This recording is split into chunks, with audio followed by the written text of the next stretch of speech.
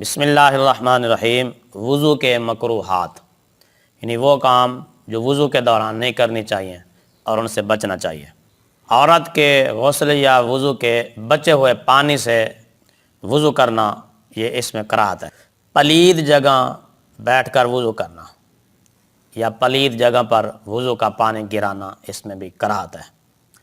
مسجد کے اندر وضو کرنا، اعضائے وضو سے لوٹے وغیرہ میں، برتن میں جس سے وضو کر رہے ہیں اس میں پانی کے قطرے ٹپکانا، یعنی اس طرح وضو کرنا کہ وضو کے قطرے جو ہیں وہ پانی میں گرتے رہیں۔ پانی میں رینٹ یا کھنکھار ڈالنا یا تھوکنا، قبلہ کی طرف کھنکھارنا یا کلی کرنا، بغیر ضرورت دنیا کی باتیں کرنا، پانی زیادہ خرچ کرنا اور اتنا تھوڑا خرچ کرنا کہ جیسے سنت بھی ادا نہ ہو۔ منہ پر پانی زور سے مارنا، منہ پر پانی ڈالتے وقت پھونکنا، ایک ہاتھ سے منہ دھونا، یہ روافظ اور ہنود کا طریقہ ہے۔ ایک ہاتھ سے منہ نہیں دھونا چاہیے بلکہ دونوں ہاتھوں سے۔ گلے کا مسح کرنا، بائیں ہاتھ سے کلی کرنا یا ناک میں پانی ڈالنا اور دائیں ہاتھ سے ناک جھاڑنا بھی مکروہ۔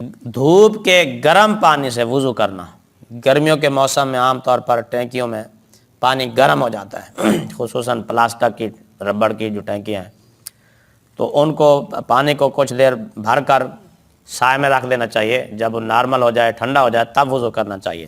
نئے پانی سے 3 مرتبہ سر کا مسح کرنا، اپنے لیے کوئی لوٹا یا ٹوٹی جہاں سے وضو کرنا ہے کو خاص کر لینا، بھئی یہیں سے ہی وضو کرنا ہے۔ وضو کرتے وقت آنکھوں کو یا ہونٹوں کو بالکل میچ کر اور بند کر کے زور سے دبا کر بیٹھنا، اس میں بھی کراہت ہے، بلکہ نارمل حالت میں آنکھیں بھی کھلی ہونی چاہیے، ہونٹ بھی کھلی۔